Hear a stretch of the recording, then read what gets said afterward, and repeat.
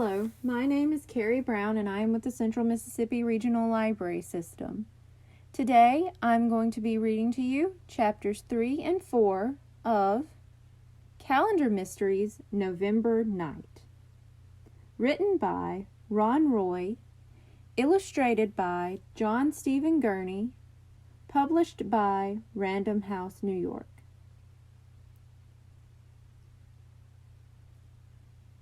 Chapter 3, On the Case. At 8:30 the next morning, Bradley and Brian met their two friends on the corner of Farm Lane and Woody Street. They always walked to school with Nate and Lucy. "Our new neighbors are doing something strange next door," Brian blurted out. "Like what?" Nate asked. "You know our favorite tree?" Brian asked. "They measured it. Then they covered it with this blue tarp thing. And they're doing something inside the tarp where we can't see them. All we could see was their shadows." "Maybe they're digging for treasure," Lucy said. "They have a giant dog," Bradley said, "about 10 times as big as Pal." He told them about his nightmare. "Yeah, and Bradley screamed so loud I woke up," Brian added. The kids hurried toward the elementary school. "I wish I was invisible," Brian said. "Then I could climb over the fence and that big old dog wouldn't even see me." "But he'd still smell you," Nate said. "Then he'd follow his nose and gobble you up." Bradley grinned. "Maybe if you put on some of Mom's perfume, the dog would think you're a rose bush." "Very funny," Brian said. They reached their school as the bell was ringing. "We need to investigate," Brian said. "Can you come to our house right after school?" "Sure," Lucy said. "I love solving mysteries." "Me too," Nate said, "but I'm not wearing any perfume." At 3 o'clock, the 4 kids ran to Bradley and Brian's house on Farm Lane. Above the backyard fence, they could see the blue tarp hanging from the tree's branches. "I wonder if they're home," Bradley whispered. Lucy found a knothole in the fence. "Nobody's there," she whispered, "but I can see their green car in the driveway." "Can you see the dog?" Brian asked. Lucy shook her head. "Nope, just a squirrel." They each took a turn peeking through the hole. "Guys, the sergeants are coming out of their house," Nate said. "They're walking toward the car." Nate looked at Bradley. "They don't look weird to me." Brian put his eye to the hole. "Shh, they're talking," he whispered. "Mrs. Sargent said they're going shopping in town." The other 3 kids placed their ears against the fence. They all heard car doors slamming. Brian was still looking through the knothole. "And Mrs. Sargent has her clipboard. She was making a list yesterday." "Yeah," Bradley said. "I bet if we follow them, we can find out what they buy, and we can figure out what they're doing." "Wait," Brian said. "After they leave, I can sneak over and get my jar of money." He had told Nate and Lucy about hiding his allowance in the old tree. "And my flashlight," Bradley added. "What about the dog?" Nate asked. Brian peeked through the knothole again. "Rats," he said. "The dog is sleeping under the tree." "Let's go to Main Street," Bradley said. "If we get there before they do, we can spy on them." The kids took off running. They raced down Eagle Lane, then cut through the playground at the elementary school. A few minutes later, they were on Main Street, across from the fire station. "Stop!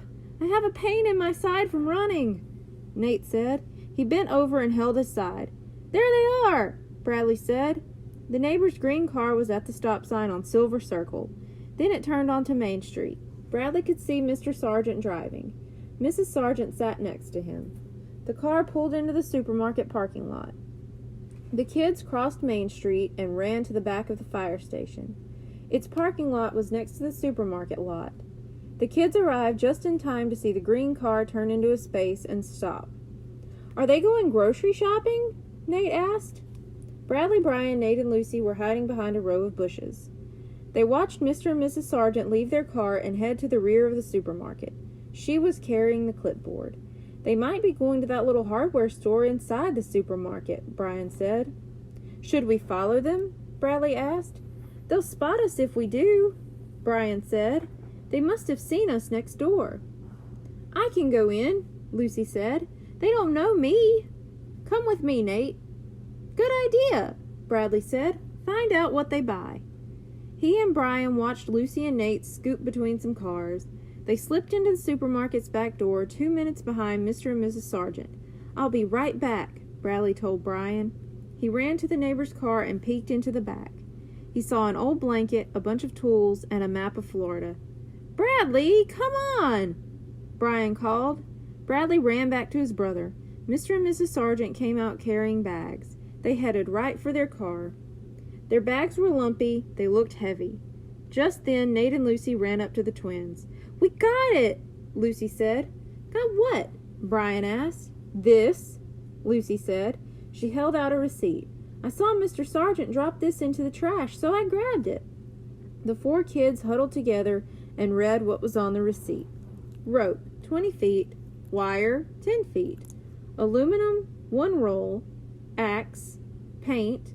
Rope ladder, glass. Chapter 4. Weirder and Weirder. "An axe?" Brian said. "What's that for?" "And it's real sharp," Nate said. "I watched the salesman show Mr. Sargent. He shaved some hair off his own arm." Bradley studied the receipt. "And what's with the rope ladder?" he asked. "I don't get it." "They're coming back," Lucy said.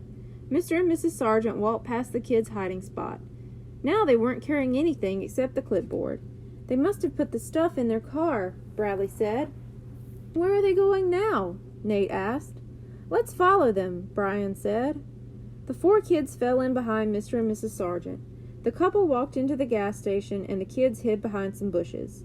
They had a perfect view of their neighbors as they chatted with Miss Holly, the owner.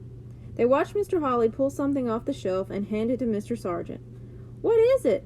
Brian whispered. "I don't know," Lucy said. "I'll find out," Nate said.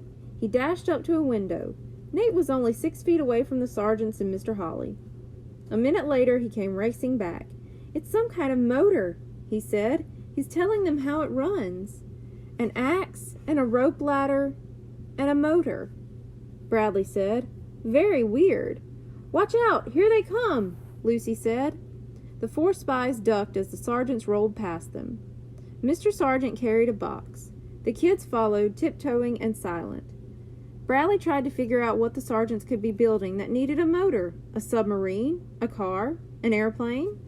The sergeants left the motor in their car, then walked up Bridge Lane to Bill's bikes. The kids heard a little bell jingle as the neighbors stepped inside Bill's door. "Maybe they're buying a bike," Nate said. "They have a plan," Bradley said. "We just don't know what it is." "But do you think they bought the axe to cut down that tree?" "I don't think they can cut down that huge tree with an axe," Lucy said. "It would take them a year." "I hope you're right," Bradley said. Then the door of Bill's bikes opened with another jingle. Mr. and Mrs. Sargent came out carrying 2 large bags. Once again, they headed for their car. "I wonder what's in those bags," Brian whispered. "I'll find out," Bradley said. He ran up to Bill's and entered the shop. The jingling bell sounded again. Bill smiled at Bradley. "Hey, what's up?" he asked. Bradley went over to the counter. Bill was squirting oil onto a bike chain. "You know that couple who were just in here?" he asked. "Yep, Mr. and Mrs. Sargent. Real nice people," Bill said. "They told me they just moved up here from Florida." "They bought the house next to ours," Bradley informed Bill. "And they're building something in the backyard. My friends and my brother and I are trying to figure out what it is." Bill raised his eyebrows. "Why do you want to know?" he asked. "We're playing detectives," Bradley said. "It's kind of a mystery, and we're looking for clues." Bill grinned. "They bought a bunch of bike parts, a couple of seats, some chains, and a half-dozen pedals," he said. "Do you think they're building bikes?" Bradley asked. Bill laughed. "That's what I asked them," he said. "They told me they were working on a secret project." Bradley thanked Bill and hurried out the door. He ran back to the other kids. "They bought bike parts," he said, "for a secret project." "Weirder and weirder," Brian said. "There they go," Nate said. They all watched the green car pull out of the parking lot.